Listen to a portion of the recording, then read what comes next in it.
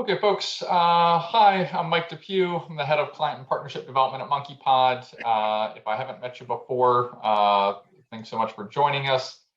Today's custom feature-based training is harnessing the power of custom attributes, how to track data unique to your organization.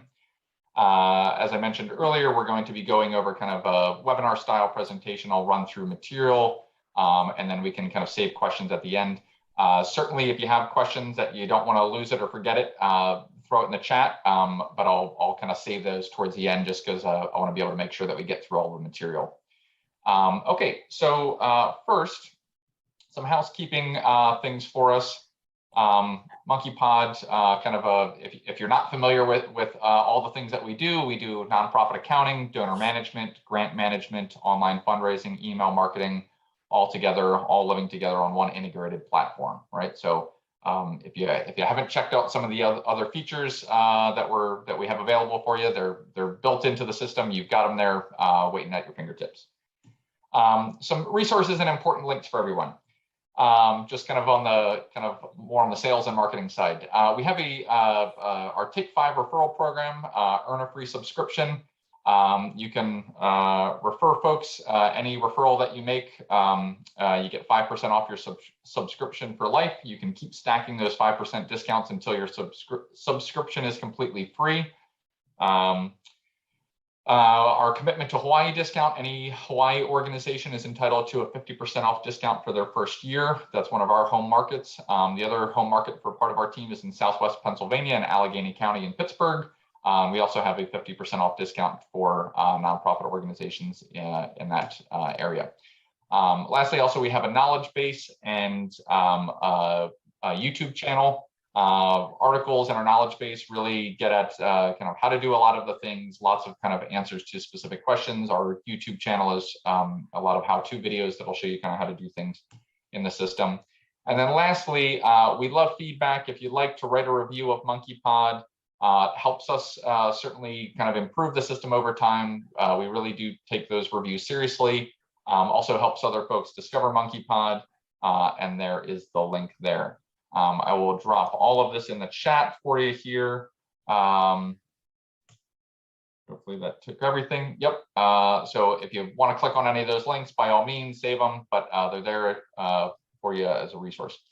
Okay, a couple of things for the agenda. We're going to discuss what are custom attributes. I'm going to kind of go through, assuming you have maybe a first-time MonkeyPod user, you haven't really used all the kind of different features there. So I'm really trying to kind of start at the beginning there.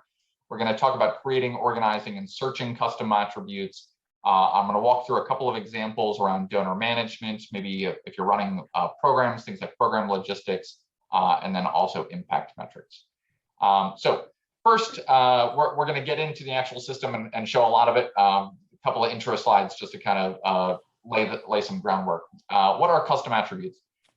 These are custom data fields that are in the CRM, right? So this is related to managing your people on the CRM side. This is not anything to do with the accounting or email marketing or online fundraising. This is all about kind of people, constituent relationship management.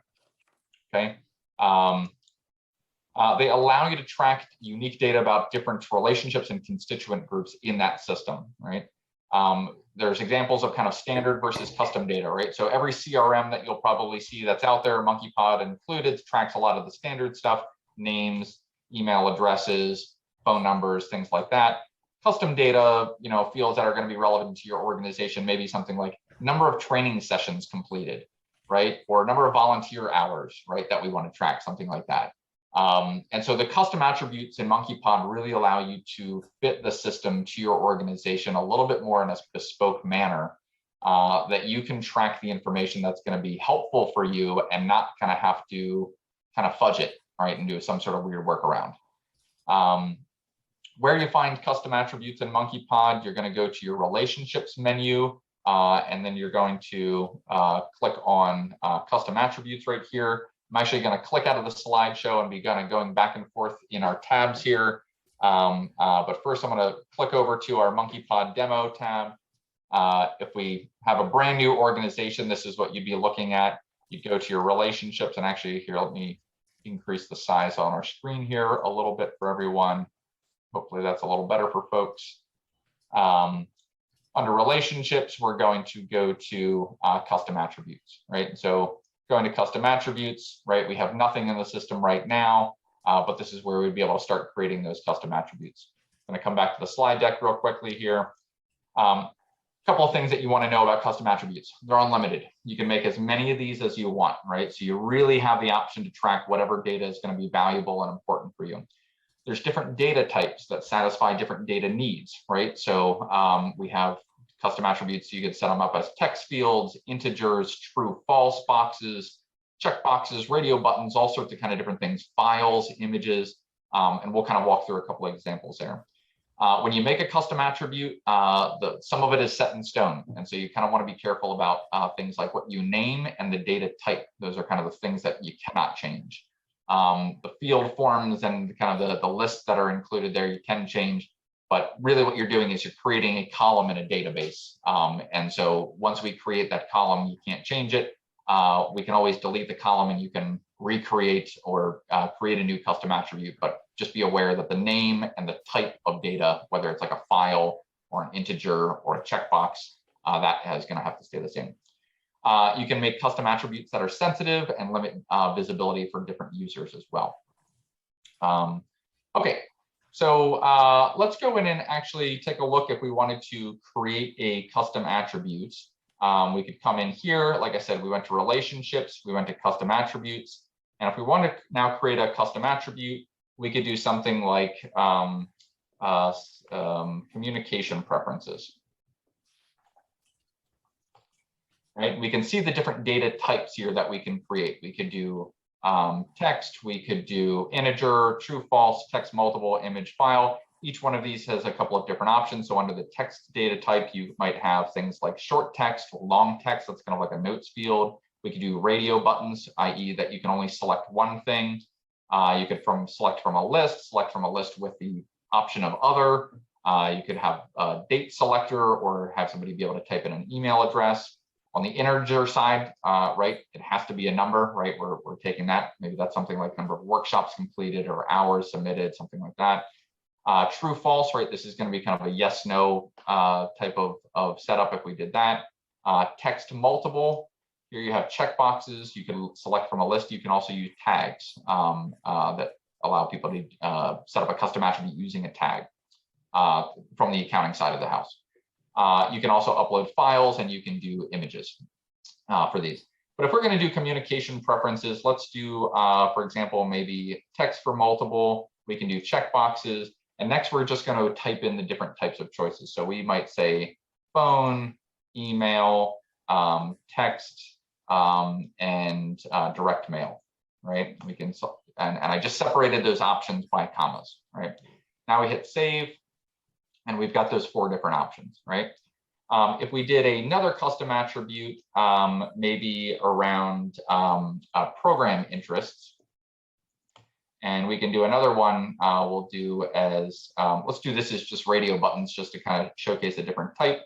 I would do text and we'll do radio buttons, and we can say maybe education, public health, and environmental protection. Right, we can save that. Now we've created 2 custom attributes. These are data fields that are now we can assign to different people in the database. In order to have those custom attributes show up, we need to group them together on a specific tab. And in MonkeyPod, you do that with the role-based attributes. So I'm going to just refresh my browser, go to role-based attributes, and really here what we're doing is we're going to create a tab that we can then put those custom attributes on. So we might say add an attribute set, and we'll call it, say, donor management, maybe, right? And next, we're going to have that tab. We're going to say that tab is going to show up for anybody that has the role of, and you can pick as many roles as you want, but let's say it's the donor role, right? Anybody that's going to have the donor role is then going to have the donor management tab appear for them. And then what are the custom attributes that we want included on that tab? So we're going to say we want both of these and click save. And now we've got them both. If I want to rearrange these, I can move them around like that. Now, as a brand new organization, I don't think I have anybody in the system. If I go to list my entities here under relationships, I don't have anybody in here, right? So let's add a new relationship record. We're going to create an individual. We'll say that this person is a donor, and let's just put in their name. We'll say Mike, and we'll say Smith. And we'll come down here and hit save. We didn't put in any other information, just name, just for simplicity's sake. But we can see that Mike Smith over here is listed as a donor. We see some of the relationship cards that are set up that are attached to that donor role. And if I scroll down here to the bottom, because Mike Smith is now listed as a donor, now Mike Smith has the tab that shows up as donor management.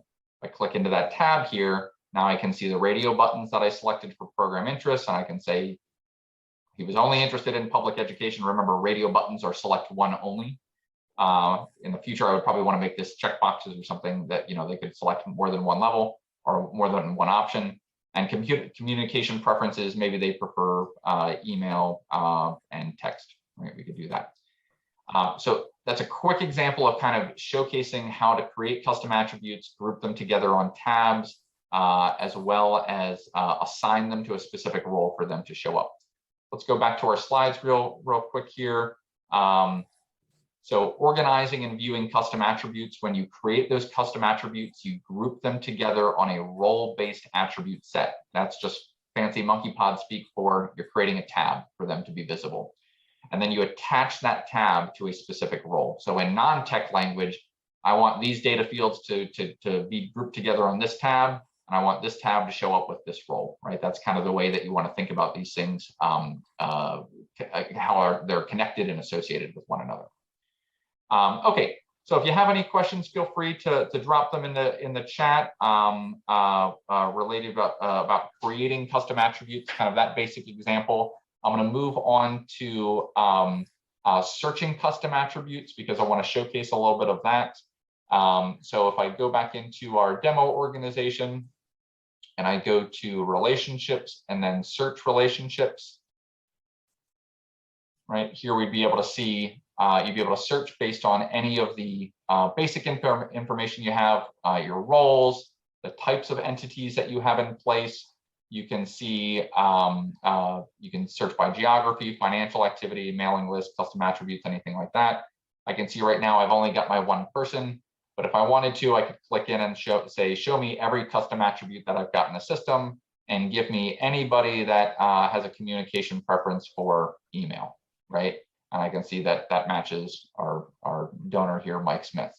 And if I said direct mail, right, that would take Mike Smith away because it was, I think he was email and text, I think is what we selected, right?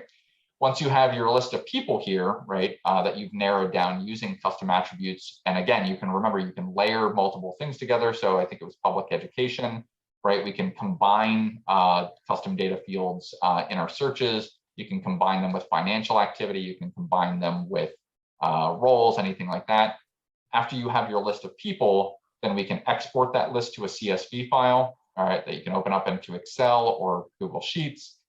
We can subscribe that group of people to an email list. We can assign a new role to that group. We can record a bulk interaction, like maybe we had a meeting or we made phone calls to these folks. And we can even add them to a specific pipeline and kind of walk them through a workflow tool there. So actually, I'm going to take some of these questions as they come in on the chat because I'm just seeing them pop up. Can role-based attributes be applied to multiple roles? Yes. You can have, for example, if you had a notes field, you can have notes field pop up for donors, volunteers, whoever you want. You can associate a notes field for multiple roles. If you have the notes field on multiple tabs for one role, it's going to treat it as one column and overwrite, if you write one note and, about donor notes, and then the person's also a volunteer and you want to have volunteer notes, you need to actually have two different notes field, one for donor notes, one for volunteer notes, right? Because that's going to be different notes that are being tracked. But if you want the same set of notes to appear across tabs or across roles, you can do that and reuse one single custom attribute. Another question, remembering right that a custom attribute name cannot be changed. That is correct. If you need to come back into a custom attribute, for example, go back in and we said we don't want to call this communication preferences anymore, we would have to delete the custom attribute and rename it something else. If we come in and edit it, you'll see the kind of vertical ellipses button here. If I go into edit the custom attribute, you can edit the form field and you can also edit your choices, right? So you can always do that, but the data type and the name of the custom attribute are fixed once we save those in the first place. If you delete a custom attribute, is all tracked information lost from each record? I believe so. If you have a custom attribute, yes, actually, not believe so, yes, it is deleted, removed.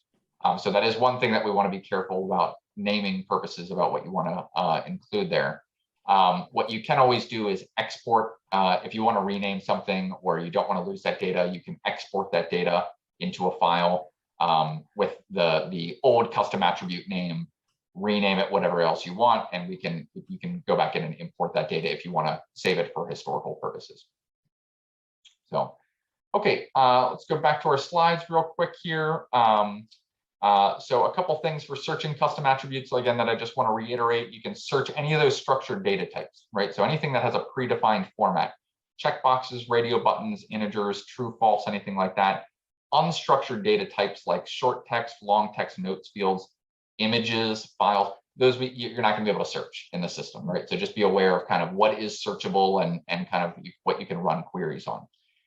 You can combine custom attributes in searches, right, to layer these types of things for more complex searches. And then again, you can always export your searches with specific custom attributes you want for analysis or creating charts. If I go back in, for example, and I go to search relationships, and you want to go export your list here, you can pick which data fields, which columns are going to show up in your spreadsheet. So I may just want communication preferences and program interests. I would export that, and I would have, I can just even do everyone's full name. I get name and those custom attributes that way, right? And I'd have a spreadsheet with just that information. Another question coming in, if notes are shared, are they added to or overlaid, which I thought I heard. If you have a notes, if it's a single custom attribute that is a notes field and that custom attribute is being shared or used on multiple different tabs, when you save it in that notes field, it's going to show up in one tab and it's going to then also show up in the next tab, right? So if you add notes to one tab, it'll then show back up in the other tab as well, right? Because think about it, it's one column essentially that you're adding notes to in the database. So if you wanted to have separate columns for different types of notes, then you would want to create a notes field for maybe this tab or this role, donor notes, volunteer notes, program participant notes, and you could separate those things out that way. Great questions. All right, back to the slides real quickly. So we talked about searching custom attributes. Any questions on search, feel free to drop those in the chat as well. Next, I'm going to jump into some examples, and we're going to kind of go through a lot more of kind of the nitty-gritty stuff to kind of show you how some of these things can be utilized. Okay, so I'm actually going to switch demo orgs, and we're going to go take a look at a couple of examples for custom attributes around donor management, program logistics, and impact metrics.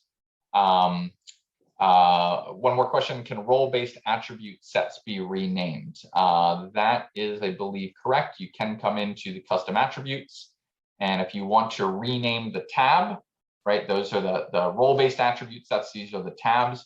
You can come in and rename the tab, right? So the tab is just kind of the grouping that's going to be visible, grouping those custom attributes together. So you can rename that. Okay, great questions. Okay, so our examples, I'm going to actually flip over and change our demo org. Oh, I got too many screens open here. So let's switch organizations and let's go to our MonkeyPod Wildlife Protection organization. And I'll increase the font here for everybody. I'm going to go to relationships. We're going to go to custom attributes. And in this case, I've created a number of different custom attributes here. Some of these ones are from examples. But let's start first with the kind of donor management ones. We had program interest, nonprofit involvement, and notes, right? So those are kind of the three that we have. So if I go back into the set of custom attributes, I scroll down, I have program interest, I created that. I did text multiple, I did checkboxes, and I have, in this case, this is an environmental organization, so we may have our stopping plastic pollution, saving salmon, and water quality monitoring programs, right? That folks can, then we'd be able to track as checkboxes. We also had, what else did we have? Nonprofit involvement. So this might be something like whether somebody is involved in another nonprofit, right? We may want to know that a donor has served on a board at another nonprofit, maybe because we might want to recruit them for our board. So we might want to track that type of activity or service. So we could have a true false one set up for other nonprofit involvement has served on board, right? Yes or no, true and false. And then lastly, we set up a notes field for long text. And so I created that and named it donor notes. And it is a text, long text, open-ended, right? What that looks like over here, if I go to relationships and let's go and find a donor, we can pull up, let's pull up Lana here. If I scroll down to Lana, because she's a donor, she has the donor management tab. And now I see she's interested in all the programs. We've even had a field on communication preferences, and I did that as a drop-down menu for email. Other nonprofit involvement has served on the board, yes or no, that's a yes. And I can even then leave in a notes here, field here, right? Similarly, if I wanted to then search that, if I would go to relationships, search relationships, and I can say, give me all of my custom attributes and give me anybody that's interested in stopping plastic pollution and has served on a board at another nonprofit. I can come in and I now have 5 people that are coming on that list, right? So again, this is again a way of layering those searches and combining this, right? So hopefully you're kind of seeing the kind of ways to use this for search and exporting and mining that data. Other examples here, program logistics, right? So in my former life, I was managing an education program for undergraduate students. We gave out T-shirts, so I had to record in a spreadsheet what T-shirt size you were. We had tracking dietary preferences, right? Whether somebody was vegetarian, vegan, what allergies they had, anything like that. We can do that in MonkeyPod. If you go back to our custom attributes, we can have dietary preferences. I created that as a text, and we did that as a select list with other. I have a couple of options, things like vegetarian, vegan, halal, and kosher, but this is also going to give an option for other, which means I can put things like maybe allergic to something or lactose intolerant, whatever other option maybe not originally in my list there. And the other field was T-shirt size, and we did that as just radio buttons because they're going to get one T-shirt, they're going to be one size, right? And so we can go back and take a look at that, and I can see, actually, let me skip over here to our role-based attributes. These are the tabs that I had set up. So we can see on the donor management tab, I had program interests, communication preferences, whether somebody's been involved at another nonprofit, whether they served on a board, that's my true false, as well as the donor notes.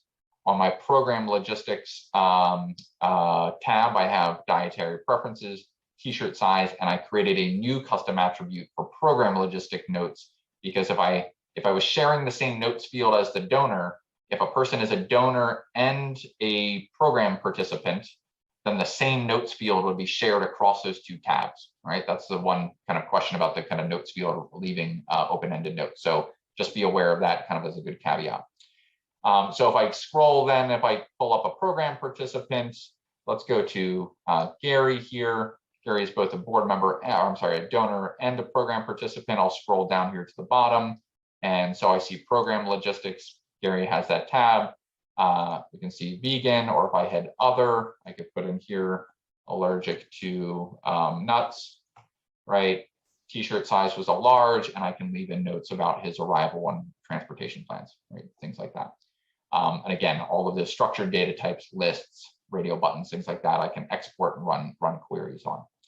And last but not least, and this is a really important one that I want MonkeyPod users to really start thinking about, tracking program evaluation data, impact metrics, things like that.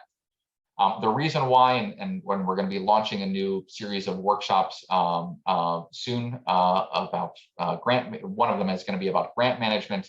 We always like to say today's data wins tomorrow's grants, right? So the data that you're tracking now is going to be what you're using on a grant application in a year, 2, 3 years down the line.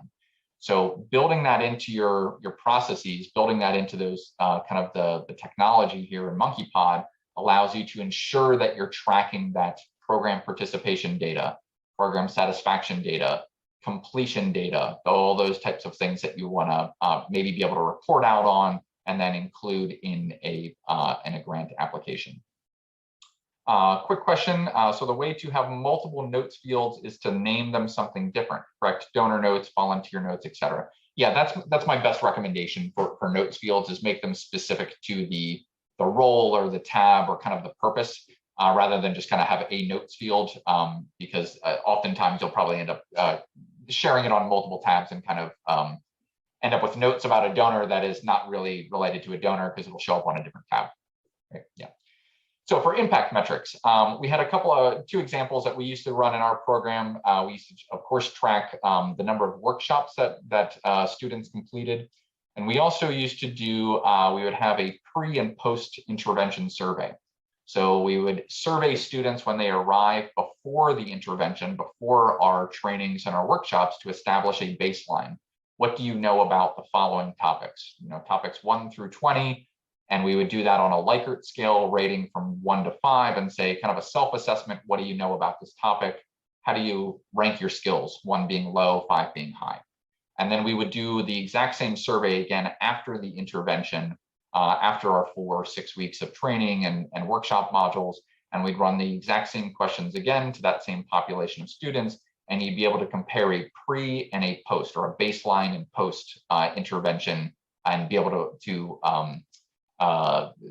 calculate the distance or analyze the difference between pre and post. Right. So if I come into MonkeyPod, the way that we can do that, if I go back to custom attributes, you can set them up, right?